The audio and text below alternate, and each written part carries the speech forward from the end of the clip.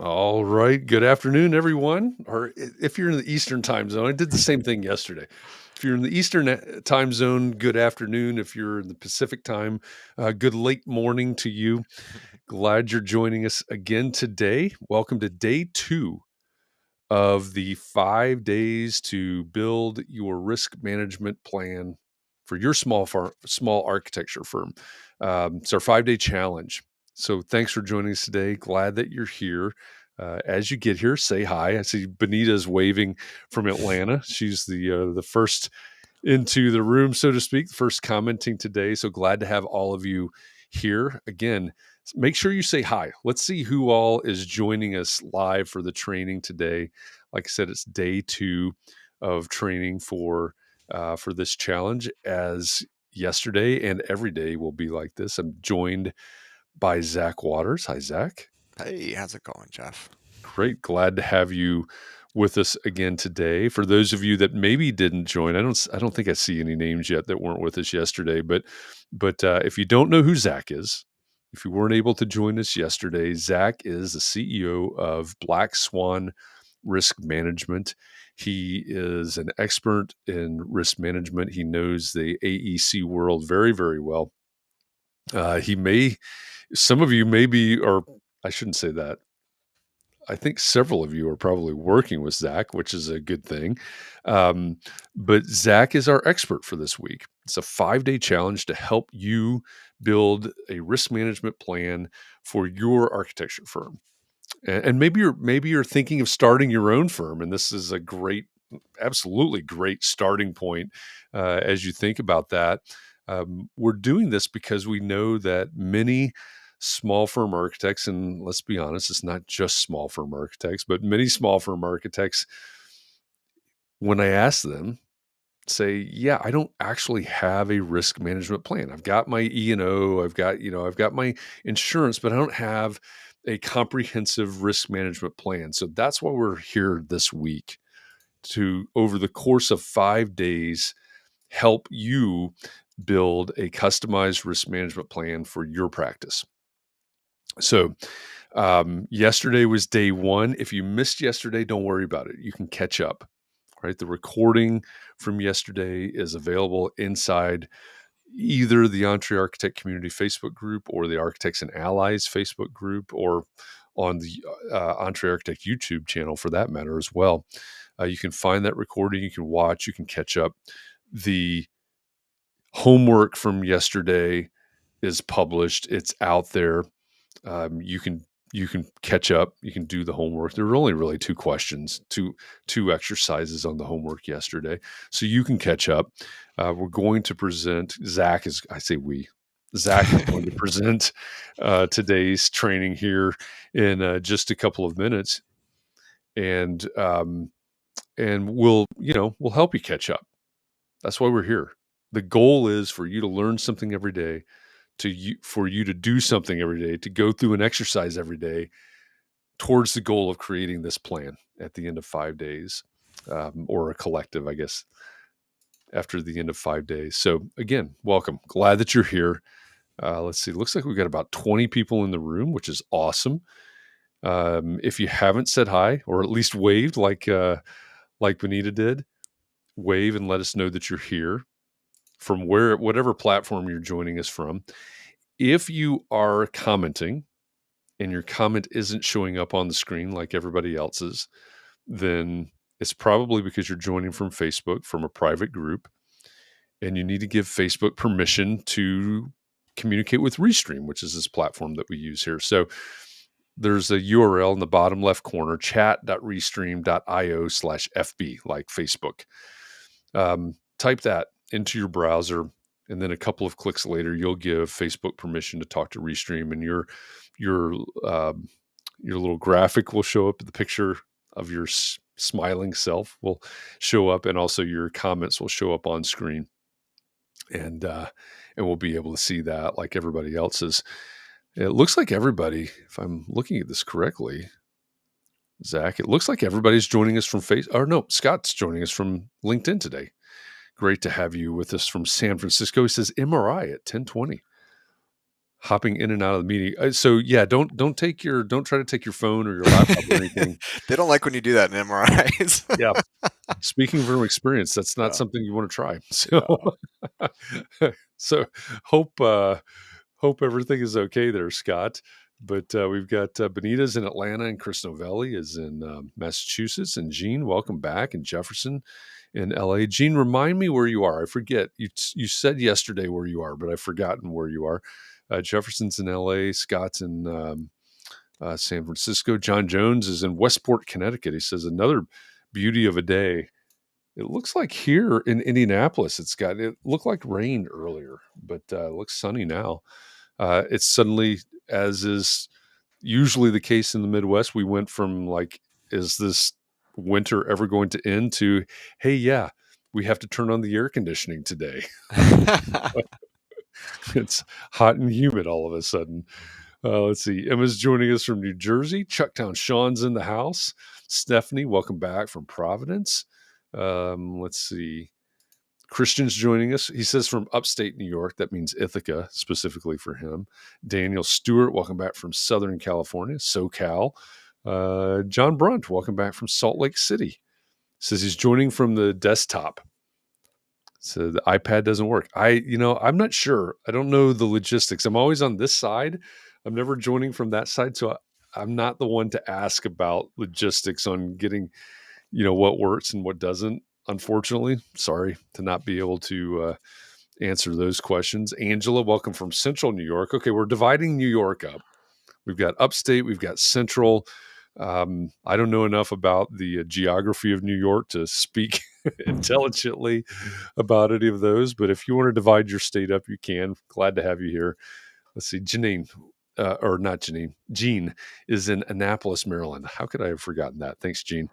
Let's see, Ann is in Tucson. Welcome back. Fred is from the Bay Area. I think he and Scott are probably at the same MRI trailer together.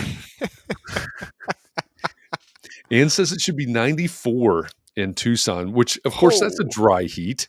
That sounds very hot. Believe it or not, that's always the joke, right? The dry heat of the That's what desert Southwest. that's what we say in Arizona and California, but it's still hot. Yeah. Oh, yeah. It's still hot. We went from, I think, at the end of last week in the 50s, maybe the 40s at night. Today it's mid 80s and stupid humid. Like probably, Mm. my guess is probably 90% humidity. Oh, God. That's welcome to the Midwest. That's the way we do it around here. Oh my And tomorrow gosh. it might be 40 again. Who knows? Steve, welcome back from Milwaukee. Scott's having to take his piercings out too. Let's see. And Francis, welcome from Austin. And Ann says this is bake. Broil comes next month. Okay, you can have it. You can have it. Love it. I'm My gonna. dad's in Arizona right now, enjoying that beautiful weather. Yeah, I love the desert. I really do. For a lot of years, I would go out to Colorado, to the high desert, Fruita, Colorado, so we could mountain bike in the desert. Usually not when it's 100 and something degrees, but October, April, things like that. So I love the desert, but yeah, when you get to points out there where it's is it really fit for human habitation? That's my question. My first experience in Arizona was in July, and I can Oh deal with the god. dry heat because I live in California. And so it was 5 nights. On our fourth night there, we were watching this electrical storm come in, and we were sitting out Yeah. on the patio of the hotel. You can see it. You wake up the next morning at 6 o'clock and walk out of your hotel, and all of a sudden there's humidity. And I don't do humidity. Yeah. Humidity is rough. Yeah. So I have this really negative association with Phoenix, Arizona, and humidity, even though that's not the case. But Yeah. That would seem to be a hard swing too if you go from yeah, hot and dry to probably, I assume, still hot and humid. That yeah. would, yeah. Yeah, we get to the point around here where you almost need gills to walk outside. Yeah. So Benita has a question from yesterday about limitation of liability and setting a limit. So Uh-huh. we'll jump on that here. Okay. Just as a quick aside, as we get everybody into into the room here. She says, well, hang on, where did it go? And we Uh, talked about this backstage yesterday, didn't we? Um, why would I say whichever is higher?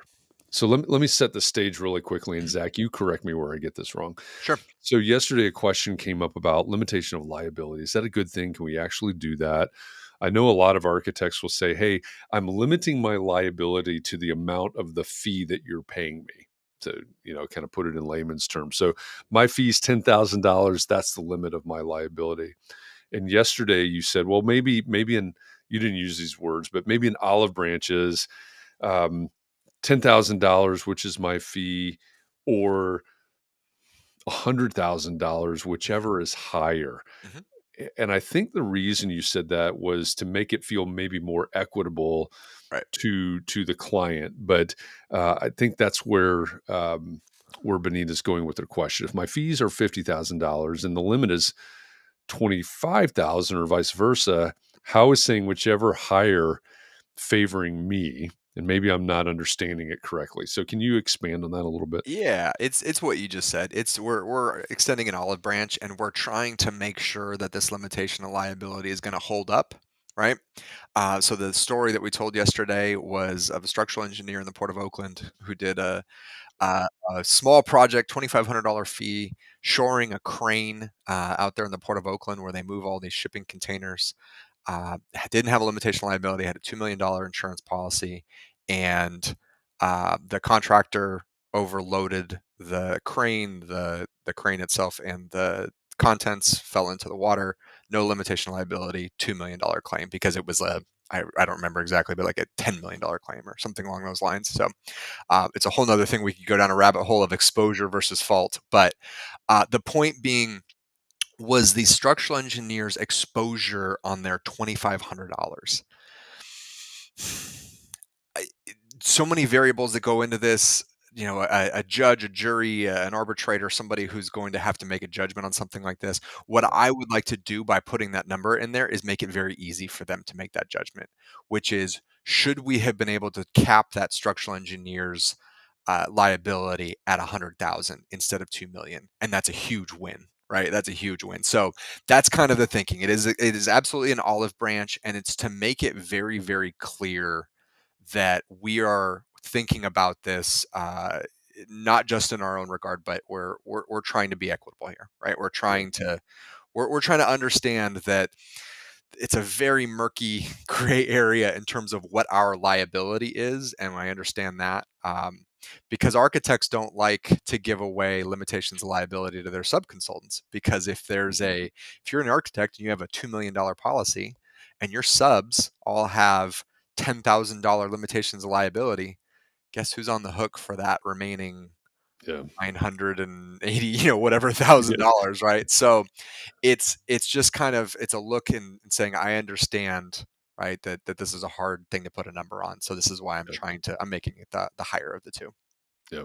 Yeah. I think that makes sense. Benita, let us know in the comments whether or not that made sense to you. And Christian kind of follows up with a question about the only person accepting that limitation of liability. That's not that LOL is not laugh out loud.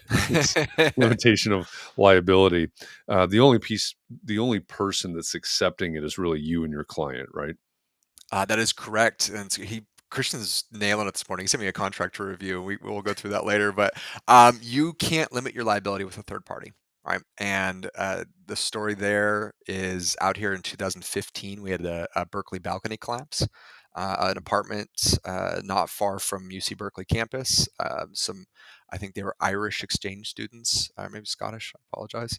Um, and and the long and the short of it is the structure was built in the 70s, I believe, Mhm. and this happened in 2015. So we're well beyond the statute of repose and limitations, but you can't limit your liability with a third party, right? You can't the parties that you're limiting your liability to have to be part of the contract, and so a bystander, somebody who is eventually on that balcony years later, isn't subject to that limitation liability. So There you go. very good point.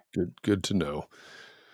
And Benita says, so just saying limited to my fees won't be enforceable, or this is a question, um, is just saying limited to my fees.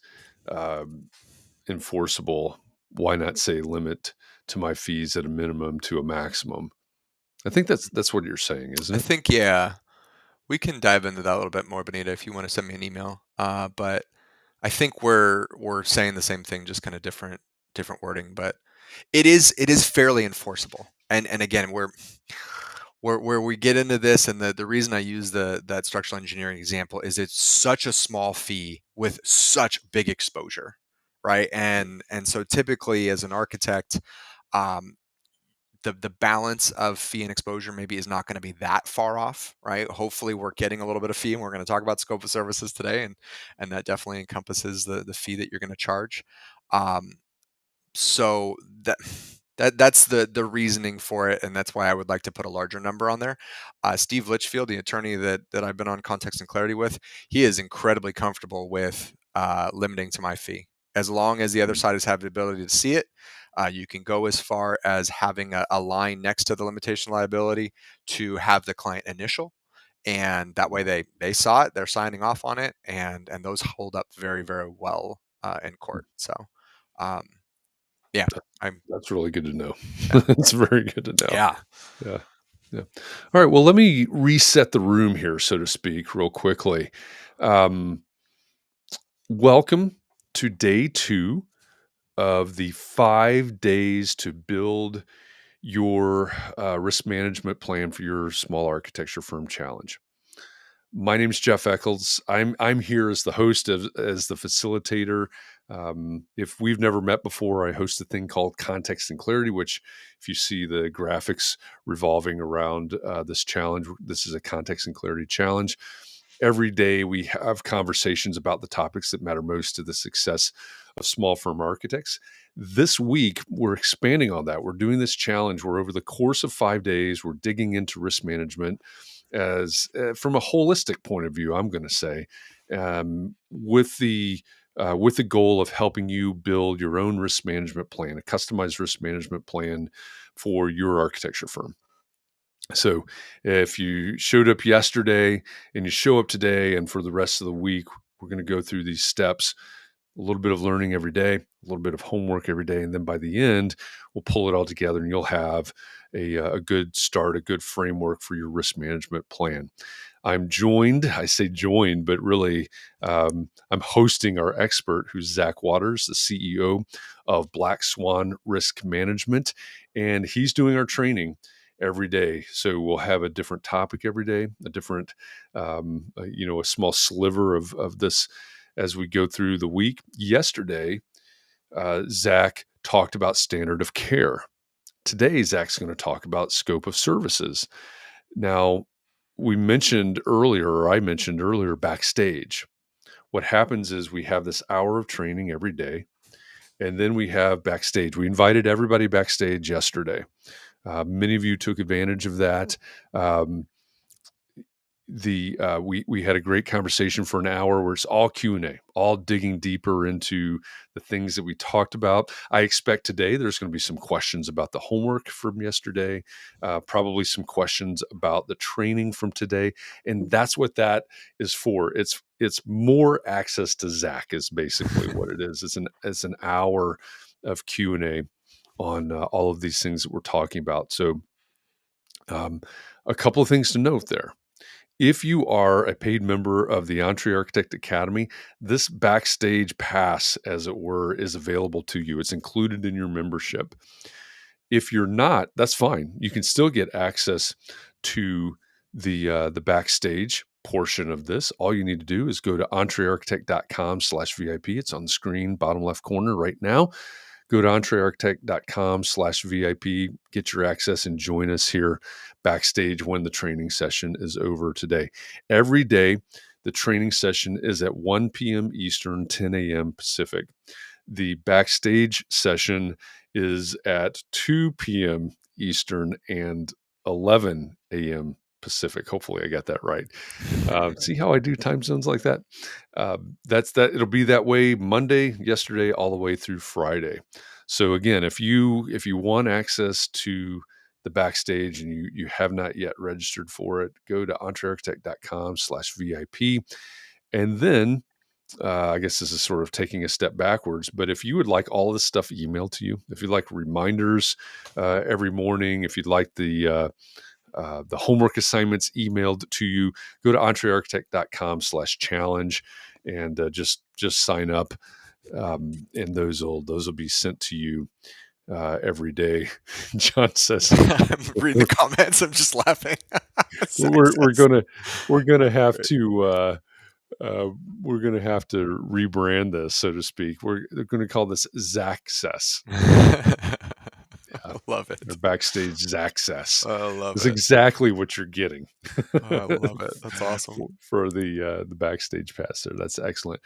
Christian says it's probably in Facebook, but you can remind us of the topic for tomorrow, Thursday, and Friday. So I can so I can bite my tongue and save as much. That's a really great point. I'm really bad at that. We publish. I typically publish that like one time, and Right. then I don't know what I'm doing. I'm expecting you to remember all of those things. Um, so Zach, as we go through the week, yesterday we talked about standard of care. Today we're Uh-huh. talking about scope of services. Uh-huh. What are we talking about tomorrow? Tomorrow we're talking about site visits. So we're And the going to day talk after about that, contract administration, and the day after that is going to be communication and documentation, there which you is go. I need to find a better title for that. It is so so important, but it just sounds incredibly boring. But it's not, I promise. Well, Um, but yeah. all of this is based this entire framework that we're talking about is based on a system that you developed, right? Right. Your Right. The four four S's. S's. Yep. What's tell us a Right. little bit about that system real quick. Right. So the four S's, which I coined on your show, Context and Clarity, about 8, 9 months ago. What are you? So for a small firm architect, but really for anybody who's a design professional, what are you signing? What are you seeing? What are you saving? And what are you sending? So what are you signing?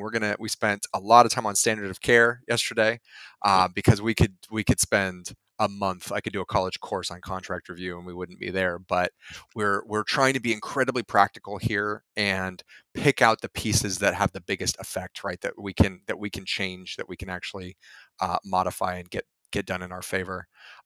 So we're going to spend a little bit more time on that today with contracts in terms of scope of services, get into proposals a little bit. We'll talk about the hybrid proposal. If some of you are using that, please let us know in the comments. The Entree Architect hybrid proposal that Mark created. Christian asked this question yesterday, which is, have I reviewed it? I went back last night and did review it. It's amazing. Like, if you have access to that, I would question why you're not using it if you're not at least incorporating parts of it. So we'll dive a little bit into that today. And then what are you seeing going out on site visits? It's an area that we can take on a lot of liability if we're not careful. And then what are you saving? So communication documentation, kind of, it's an all-encompassing term for what are your email habits, and what does your document retention look like, but also how are you communicating with your team, and everybody else on the project. So Yeah. yeah, lots of fun stuff. Yeah. Yeah. Awesome. So again, if you've just joined us, we got about 11 more people in the room than when I said that earlier. First of all, welcome. This is day 2 of the 5 days to build a risk management plan for your small architecture firm challenge. Over the course of 5 days, we're going through all of these topics and helping you create your own comprehensive risk management plan. Um, if you missed yesterday, that's okay. The recording is still there. The homework is still there. If you need help finding that, type I need. Well, yeah, type help me find it. Help me find it in the comments if you need help finding the recording from yesterday. Both the training and the backstage are out there for your consumption, and the homework is out there. So if you need help finding any of those, just type "help me find it" in the comments, and I'll make sure that we help you find that. But you can catch up. If you missed yesterday, don't worry about it. You can catch up, and we're just going to continue on from here on day 2. So as we have said, yesterday we talked about standard of care, and today we're going to talk about the scope of services. John Brunt is asking, where's the homework? So whether you are in the Entree Architect Community Facebook group or in the Architects and Allies Facebook group. I realize you could be joining from LinkedIn or YouTube or Twitch or Twitter right now, but if you're in one of those groups specifically, the thing that you need to do is go to the top of the group. So you're in Facebook, you go to the top and there's some tabs. One tab is about, the next one is probably discussions. The next one might be mentoring. And then the next one might be guides. Whatever the order that you see on your screen is, look for the guides tab. If you click on guides, your screen is going to change. And then over on the left hand side, there are going to be a couple of guides. In the Entre Architect community, there's probably 2 guides. In the Architects and Allies, I think it's the only guide, but it's a guide for this challenge. It says the 5 days to build your own, so on and so forth. Underneath that is where we will fill up all the information that we go through this week. So the training session from yesterday is there. The backstage session from yesterday is there, and the homework from yesterday is there. Um, Today, the training session from today will go there. The backstage will not. The homework will. You today after From today on out, you have to have the VIP access to get backstage. So that won't appear there, but the homework and training for every day will show up under the guides section on either of those Facebook groups. And as we're talking, I'm going to turn this over to Zach here in just a second to start talking about scope of services. I'll go ahead and post the day 2 homework into the guides so that that will be there and you can use it to follow along. And if you would prefer to have it emailed to you, then just go to entrearchitect.com/challenge. It's in the bottom left of your screen right now. And just register that way, and the emails will come to you in the right. The homework pops up in your inbox every morning. So if that's easier for you, that's no problem. Just sign up there, entrearchitect.com/challenge, and just gets delivered right to you. Otherwise, go to the guide section of whichever Facebook group you're joining from right now. All right, Zach, we Yes, sir. are. Um, uh, Manuel says, I did not see anybody else's homework posted except mine. So I wonder if I posted it in the wrong place. So, all right, I appreciate that comment because it takes a lot of pressure off of me for calling everybody out for not posting your homework. Manuel's throwing all of you under the bus. Actually, you're not the only one. I know I saw something from Jefferson, but what I want all of you to do is between now and tomorrow's session, I want you to either go live, like, start a video inside the Facebook group and talk about your biggest takeaway, or post in the group just as a post, say, hey, I'm participating in the challenge. This is what I learned yesterday. This is my homework for yesterday. All right. Do exactly what Manuel's talking about there because it helps other people. It encourages other people, and it creates this group learning environment. We can learn from each other. So that's part of the challenge, right? Either go live or post right in the group there. Hey, this is what I learned. This is my takeaway from yesterday's session or today's session, and this is my homework. So, and you can thank Manuel for calling you specifically out, and throwing you under the bus for not doing and posting your homework. Thank you for that, Manuel. I appreciate that. But in all seriousness, if you're able to and willing to, please post that in the group so other people are encouraged and can learn from you. All right, with that, Zach, today let's talk about scope of services. What do we need Let's to do it. know about scope of services on the heels of standard of care? All right. So we did our homework. Let's assume that we did it and we've nailed down the standard of They care, all did right? it. They all did it. They're just being shy. That's all right. We took the time yesterday. We went through, we reviewed it, we capitalized our standard of care, and we've got that, and it's laid out as a strong clause in our contract, right? So the reason we chose these two portions of the contract, these two clauses, is because in my opinion and many others, they have the greatest effect on the contract when a dispute comes around, right? Meaning, there's a set of terms and conditions that's attached to the entree hybrid proposal. The AIB 101 also comes with its own set of terms and conditions, and you can spend a lot of time going back and forth trying to negotiate those terms and conditions with varying success. I was on an email this morning, a large structural engineering firm that I represent, doing some work with a university, mind you, that is a school that churns out architects and engineers, some of the best in the country. And yet, when we are negotiating their work to do on their campus, they have what I would consider unrealistic and unreasonable terms and conditions. So, we talked a little bit about that yesterday, but I'm going to reiterate that um, sometimes getting these negotiated is incredibly hard, right? Some clients just won't do it. So what do? We focus on what we can control, and our scope is absolutely something that we can control, and it's probably our best chance to set expectations with our clients, especially with hard to negotiate clients. I'm thinking public agencies and things like that. So if we're going to dive in, 3 rules to a scope. It's got to be clear, it's got to be defined, and it's got to be appropriate. Um, Michelle, I'm not going to say who the school is. Um, it's got to be clear. Oop.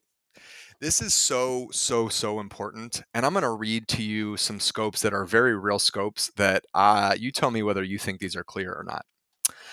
The scope proposed will be adequate to meet the project needs. Oh boy. Consultant will provide any and all engineering services necessary for the completion of the project. How do we quantify that? How do we price that? How do we know if we've completed that scope? No idea, right? So, um, to reiterate, clear, defined, and appropriate. Um, when we jump in components, what will you do? What are you going to be doing for fee? These are our services, these are our deliverables, and this is the time frame in which we're going to deliver those deliverables. Uh, Part B, equally as important, what will we not do? Right? What is not in our scope? So often we make a nice long list of things that we will do, but we forget the stuff that we are not responsible for. And there should be a long list. And that's spoiler alert to the homework. One parts of the homework are going to be making a list of things that you will not do. I'm thinking of things that we'll get to the next one, which is add services. What are some services that you would do for an additional fee? And I know some design professionals that won't take on construction management, right? It's too big a risk. It's not something that they want to do. So what won't you do? Like, I want you to make a really long list of services, not just means and methods, but things that I don't want to be responsible for. Does that make sense? Is if we stopped right there and we just said, hey, I want you to make a very clear scope. I want it to be number one, what will you do? What is incorporated in your fee? Number two, what you will not do under any circumstances, and number three, what you will do for an additional fee, and then list that hourly rate in your proposal. I mean, we could end it right there, and that would be that would be enough. But All right, we're done here. yeah, that's it, right? Um, so let's talk about scope changes if we don't have any questions there. Um, how often does our scope creep when we're in the middle of a project? I had a client who called me up. He said, Zach, I took on this project. It was from my former firm. I left my former firm under good terms, and there was this huge residential. It was like a 40,000 square foot home in Los Angeles. And I was a consultant on the project, and I was really just there for a few things, and I was getting paid a fee of $10,000, and it was a 1-page, basically a letter of authorization. It was not even a contract. Um, the architect of record had a falling out with the client. The client came to me and said, "Will you take over this project?" And oh, by the way, the fee on that now is $1 million. So we just jumped from a consultant making $10,000 doing a few services to taking on another architect's work, um, taking on $1 million fee, and taking on the scope that comes with that $1 million fee. That's about the most extreme example of scope creep that I can come up with, especially for a small firm architect. And he came to me and said, Zach, what do we need to do? Do we need to amend the contract? And the answer is absolutely. on a scale that large, Steve Litchfield actually took that one for me. He was excellent. He was able to work with the client and kind of iron out all the major details. But when our scope creeps, we're changing the contract, right? And there's a couple different ways to handle that, and we'll get into that a little bit, but we're modifying the contract, right? Whether we charge a fee for it or not, we're modifying what was expected of us. And we always want to fast forward a few years from now and be able to articulate why we did what we did 2 years from now, 4, 5, 10 years from now, right? Because that's when these disputes happen. It's not tomorrow, right? It's not next week. Generally, it's, I think the typical A&E claim is somewhere around 2 to 3 years from substantial completion, and we need to take great notes. And that's a scope for another day of our training here, which is communication and documentation. Um, but we need to be able to say why we did what we did. So. Um, Anything there to unpack? Anything in the comments or from you, Jeff, before we move on? No, let's throw that out there. I mean, it does. I love the simplicity of this. And yesterday we talked a little bit about marketing and language. And, there are many people in this community, some I've worked with and some I haven't, that know that I'm a huge proponent of talking about who you're not right for. So basically the negative side, I suppose. That's not the right way to say it. But hey, this is what, if you're looking for this, we don't do that, right? We're not the right architect for you. And this, Hmm. to me, this is a similar concept. Okay, this is what we will do. This is what we won't do. Right, Period. right, This is what's included. This is what could be included, right? I mean, it's similar to this challenge, right? What's included in the challenge is the training, 5 training sessions from Monday through Friday. And at the end of that, you'll have your risk management plan, assuming that you did your homework. you'll have your you'll have your risk management plan. If you'd like, you can add to the scope, right? You can get VIP access. You can join us backstage. There's a cost to that, right? There's an investment to that. You may already have it covered if you're a member of the Entre Architect Academy. If you're not, that's fine. You can get access, but it's additional scope, right? And so I love, like I said, I love the simplicity of the concept here. right. And I saw a note there from Mark, which was CA services. It's the comment went below, so I can't exactly read it. But when I talk about construction management, I'm thinking more of acting as a general contractor, right? And then, Yeah. hiring and firing in particular.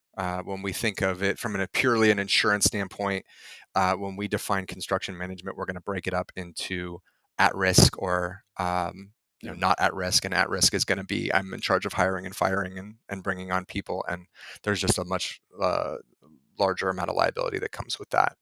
Um, so scope creep.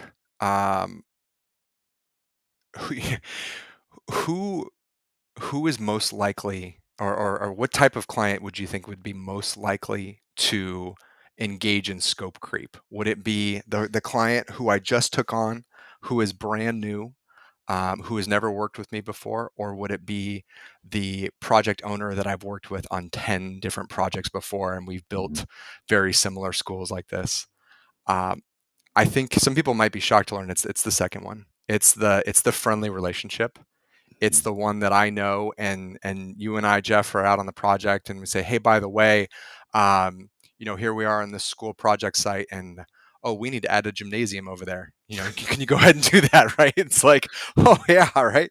Um, Am I going to do that for free? Absolutely not. Am I, because we're friends and because we're familiar, am I more likely to, not fully charge for the services or, let maybe what I'm getting at here is not document it as clearly as I would otherwise? Mhm. Absolutely. Right. That is absolutely an area that we kind of just let these things lapse. And so when we're talking about documenting, is an email good enough to uh, add services? No, I don't think so. I don't, could it be? Is it a backup? Yeah, and we're getting a little bit into documentation, but all this stuff kind of spills a little bit into each other. If the client, is asking us to add something to the project, do we want to, if we do it verbally, right? Do we want to follow up via email? Absolutely.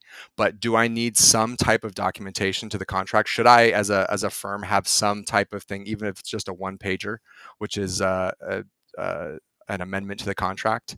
Absolutely. And if you don't have that, we have a copy of it. Steve has generated that, and so the point here is that this contract, this scope, this thing that we've agreed to is our best defense when something goes wrong and somebody accuses us of something down the road, if there is a claim. And if we've not been very clear about it, we've left the door open to interpretation. If we've been incredibly clear about what we're doing, it can make it a slam dunk case to get the architect out. Um, because I've alluded to this before, but we've got this huge difference between fault and exposure, right? Fault is I made the error, technical error, my fault, right? I misdrew it, I designed it incorrectly. Exposure is there was a delay claim on the project. It probably was the contractor, but you were involved, Mr. and Mrs. Architect, and so therefore you are going to be named in this suit and in this claim, and going to have to fight to get yourself out of it. Christian asked a question at the very, very beginning, and it's actually a good point to answer here: the difference between arbitration, or why we would strike arbitration. Um, Arbitration used to be put in AIA documents because it was fast. It was faster than getting a jury trial. It was faster than getting in front of a judge or a jury. The problem that we see with arbitrators now is that they have this tendency to do the King Solomon and split the baby. Meaning, if there were three parties involved and the contractor is 90 to 95% at fault, the arbitrator is much more likely to split it and say 33, 33, 33, move on. Because it is happening fast, though arbitration doesn't happen as fast as it used to as well. So, um, design professionals, going down a tangent here, do very, very well in court because our profit margins tend to be not nearly as big as contractors. Our upstanding business practices and just tend to be kind of more likable in nature. And often, I know this might shock you, architects tend to do things for free. they they tend to take on scope creep and not add any fee for it. And so if something does go sideways, that tends to play very well in court. Now, that being said, a court or a judge will, they will read a contract the way that it's written, right? It's not up to them to say what was right or wrong. It's up to them to make a judgment based on what you actually have, which is again why back to the clarity of it all. There's a over on the Facebook side. I don't see it popping up here on our screen, so I'm going to assume um, Gary has not given Facebook permission to talk to Restream. So that becomes a good example for that functionality. However, I want to just read what Gary has put in the comments over here. He says, as a follow up, and I apologize that I don't see the first part of your comment, Gary, but he says, as a follow up, our biggest fear is establishing a project construction budget with the client. We design very expensive, high-end custom homes. We're in an environment where bids for a project can be 100% from high to low. 100%. We are Whew. worried we'll somehow have to be responsible to redesign the project and find ourselves in litigation for the clients that have to restart. What to do? There's a lot, obviously, to Yeah, it's a lot unpack to there. unpack there. So let's take that piece by piece. So who's responsible for setting the budget? Does the architect take that on?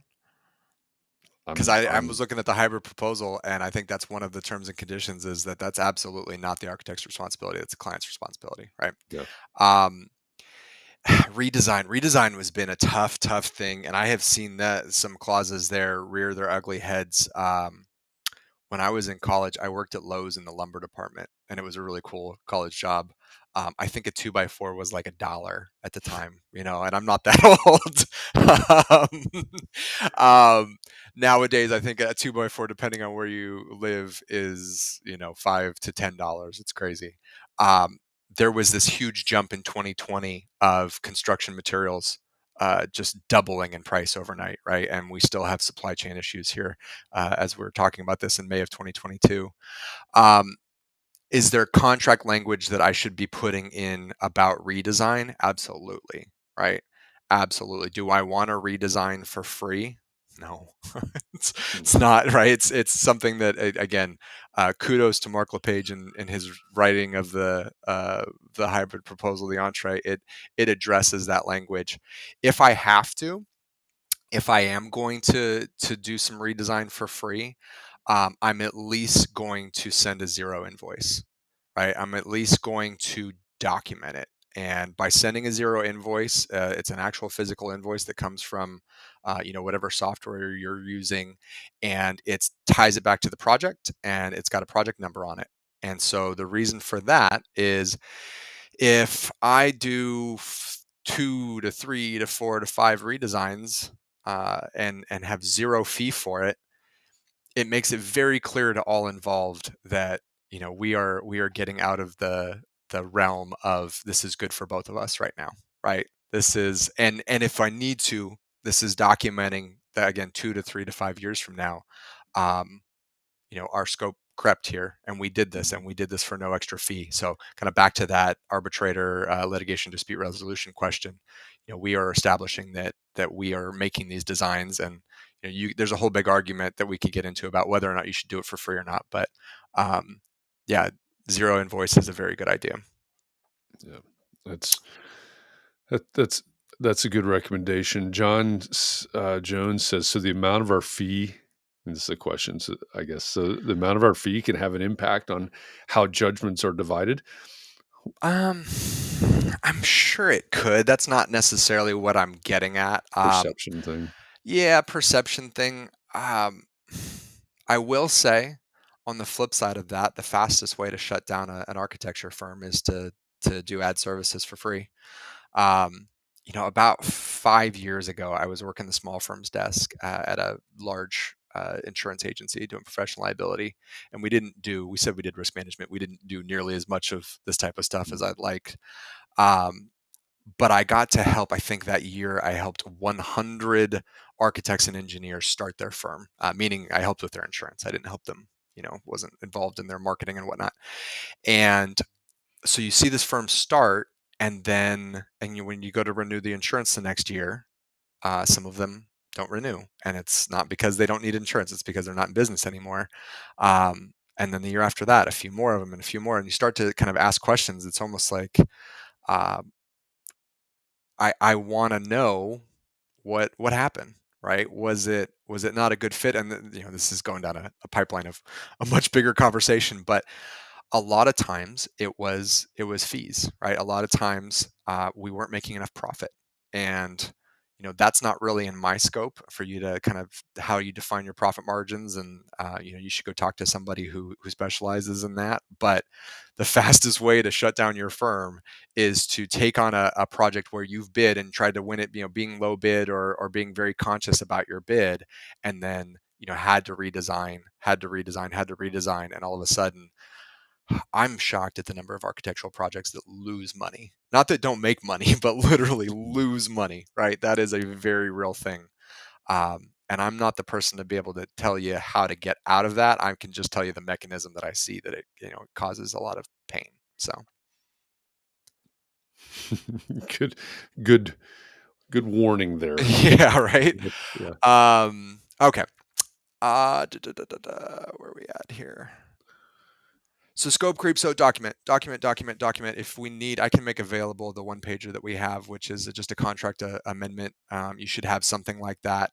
And kind of diving into the entree hybrid proposal, this does so much of what I was talking about. It was crazy. I actually wrote the notes for this presentation before really taking a dive in. I apologize. Mark sent me the entree proposal like 3 weeks ago, and I took a good long look. But um, a lot of this stuff is really just to have a good track to run on, right? So much of it comes. My dad used to work for PG&E, Pacific Gas and Electric, which is one of the biggest utilities in the country, and it represents most of California. And he was in their legal department one day, and he said he was looking through their contract, and it just had this crazy clauses. I mean, just these like off the wall, absurd clauses in this contract. And he asked the attorney, he's like, "Why are those in there?" He says, "Well, each one of those are in there because we got sued for that." Whatever that is, right? Some of them had to do with animals, and some of them, a lot of them, have to do with tree trimming and things like that because of power lines. And the short answer is, um, take somebody else's and model it to make it yours, because somebody else has weathered the storms of the crazy claims, or of not having that particular contract, or of not being clear about that particular scope of services, right? Of not mentioning things that they wouldn't do, and then coming back in 3 years later and having somebody, a judge or a jury say, well, it was implied that you would do that because you didn't say that you wouldn't. It's like, Mm. oh boy, right? So most of this is rooted in, we've seen these play out negatively for the architect, and so that's why we that's why we put them back in the contract. Was there a question from Yoko? I think she had one earlier, but it Okay, wasn't showing up. gotcha. So um, hopefully she can repost that, or maybe someone else can copy and paste it for her. I'm not sure. Um, so we'll see if that comes back around. So another portion of that. So if we're going to keep it three, what will you do?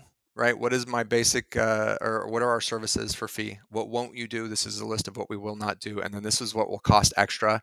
The AIB 101 actually has a section. I think it calls supplemental services, which would be things like lead certification and stuff like that, where you can actually, maybe that would be an ad service, but it's probably something that you're going to nail down, in the original scope, and you're going to take that and say, no, this is, we're including this, we're going to factor this into our original scope of services, and we're just going to, add fee for it. So it's kind of an Mm. additional service, but we're going to include it from the beginning rather than it have to be an hourly rate, right?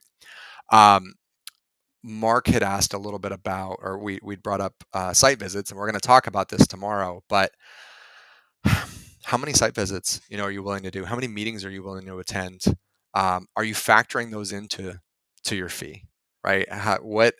What are we able to quantify? Not just the design itself, but every, all the hours that we're going to spend on this project. And most of the time the answer is no. Right? The architects, we all got into this industry to become rich, right? That's the reason that you become a small firm architect. um no, it is a very, very hard thing to do, because you're asking for more money, you're trying to put a dollar amount on something, and then, in this world of AEC, we see people underbid each other all the time. It's a very, very common thing. But this kind of goes back to our go no go from yesterday, is if I'm not going to be able to make money on it, there's got to be a really, really, really strong reason why I'm going to take on this project, right? The answer is not to cut your fee, right? The answer is not to just keep redesigning for free.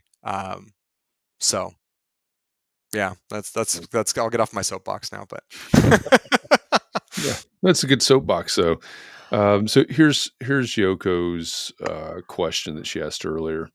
She says, an interior design firm. I'm going to click and see if I can bring this up on the screen here.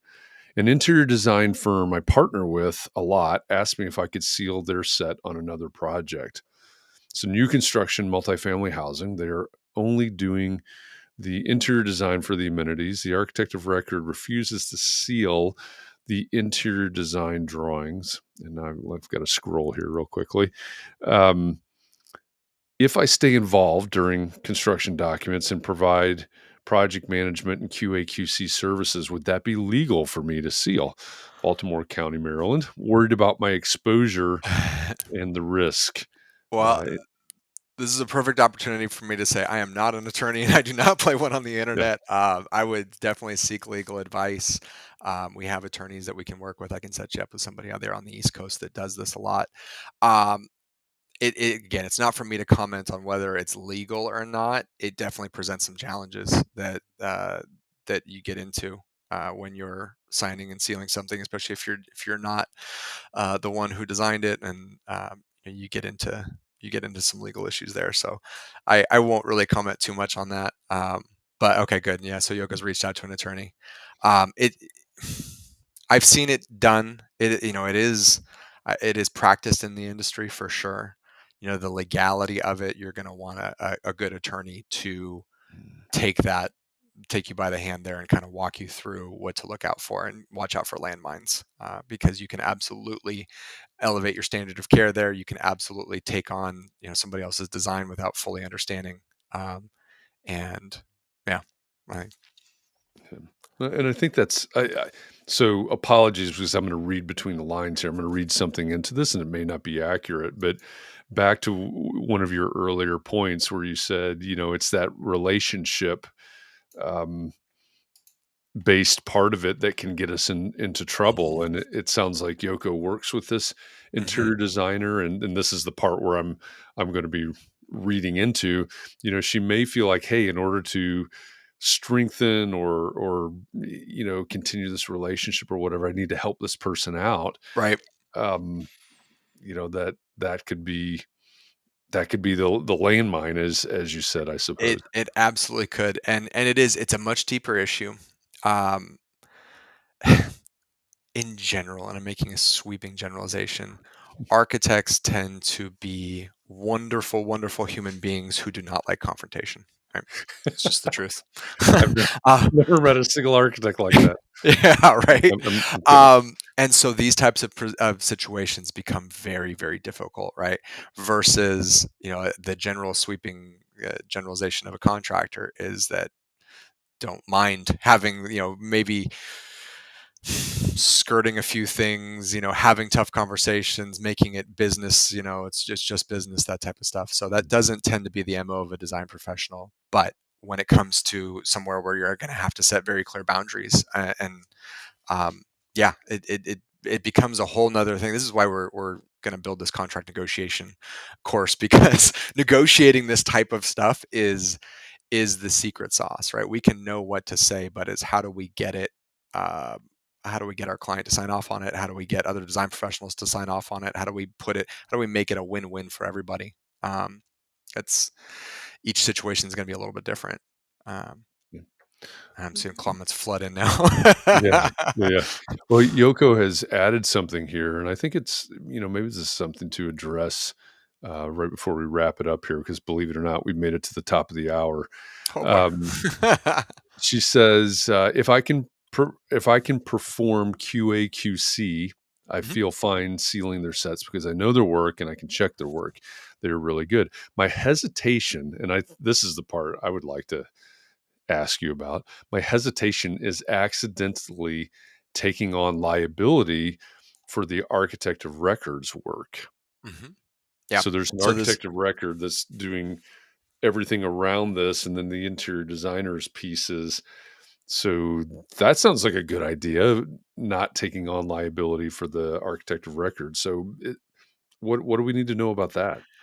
Absolutely, and this is going to be an attorney that's going to help you, and you're going to carve out your specific liability here. You're going to carve out your scope and what you're responsible for, and you're going to have somebody add in language that's saying, "I am only doing this, and I am not responsible for all of that." Right? One of the first parts that we talked about was, when I'm talking about my services, are they appropriate? And appropriate doesn't mean can I do them. Appropriate means am I the one that was responsible for them, or is there somebody else on this project that is responsible for those services, right? Um, as an architect, could you do structural engineering? Yeah, maybe, right?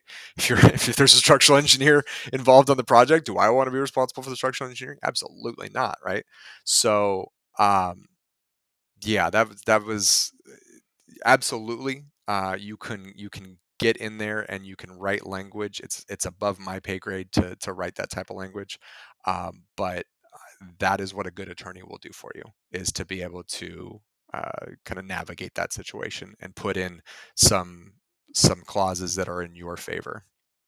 And that is effectively defining the scope of services, right? It is Yeah. 100% full circle. There you go. Full circle. It is, yeah. Our scope, and this is, it's such a hard thing for me to stand up here and say because I can't write your scope. It's you guys know way better than I do. I can just tell you what has caused problems for Yeah. for folks that are undefined scopes, right? Yeah. It's really a personal decision, and that kind of gets to the homework, which is for you to go and figure out what it is you'll do and what it is you'll do for additional fee, and then write that in. And when we're making that list of things that we will not do, we're going to include some type of language saying this is not an all encompassing list. Or if I'm not going to include a list of things I won't do, I'm going to include a clause that says something along the lines of, if it is not included in here, I'm not doing it. Right. Yeah. And that's kind of my CYA, if you will, cover your tail. Um, yeah, that type of language. Yeah, that makes sense. Um, all right. We believe it or not, this hour just flew by. So we're past the top of the hour, which means we need to wrap up this training so that we can jump backstage and go through the Q&A discussion and dig a little bit more into your questions from yesterday's homework or yesterday's session or today's session. So a couple of things. The homework for day 2 is now posted in both of the Facebook groups, the Entree Architect Community Facebook group and the Architects and Allies Facebook group. Go to the top to guides, the little tabs at the top, about and discussion and so on. Guides is up there. Click on that. And then on the left-hand side, you'll get the 5-day challenge guide. Under that guide is where everything for this week will be posted. Yesterday's training is there, yesterday's backstage is there, yesterday's homework is there, and now today's homework, so the day 2 homework is there. I'll move the video of this training over there later after we're done here, so that'll eventually show up there. So the homework is there. If you register through entrearchitect.com /challenge, the homework I believe has been emailed to you by now. If not, it should be there in just the next few minutes. But the homework is there. It's really 2 things, right? Make a list of services that you will not perform under any circumstances, and what are some additional services that you would perform but for an additional fee. So that's really the homework for today. So again, baby steps, bite size. The homework's not that hard. Do it and talk about it in the groups between now and tomorrow. All right, we're going to go to the backstage here momentarily. If you are an Entree Architect Academy member, a paid member of Entree Architect, this backstage, this VIP access is part of your membership. So just log in where you normally log in with your membership at entrearchitect.com. If you are not and you want to get access, that's fine. Go to entrearchitect.com/VIP. Emma just posted that link there. Thank you, Emma. And you can gain access in that, through that method. If you signed up in that way, you should have received an email with that link. If you need any help, just message me on Facebook and I'll make sure that we get you in there. So with that, thank you, everybody. Again, we'll be back tomorrow, 1 p.m. Eastern, 10 a.m. Pacific, with the day 3 training. And we're going to talk about what tomorrow, Zach? We're going to talk about site visits. Site All visits the tomorrow. fun. All right. All right. Site visits tomorrow. But, before then, first of all, join us backstage. And second of all, post in the groups about your biggest takeaway from today and your homework. So do that. Encourage other people to do that. Let other people learn from you, from your experiences and your homework, etc. And again, message me if you need help getting into the backstage. So we're going to jump back there. Give us a few minutes. We're going to get a refill, and I'm going to probably be messaging with some people. But go ahead and go to the backstage. We'll see you over there in just a couple of minutes. Zach, All right. thanks. Appreciate Thank you for you. doing this again today. And Absolutely. I'll see you in a minute. thank you to everybody else that's out there. Thanks for all your questions and comments. And hope you got a lot out of this today. We'll see you Absolutely. again tomorrow for this. All right.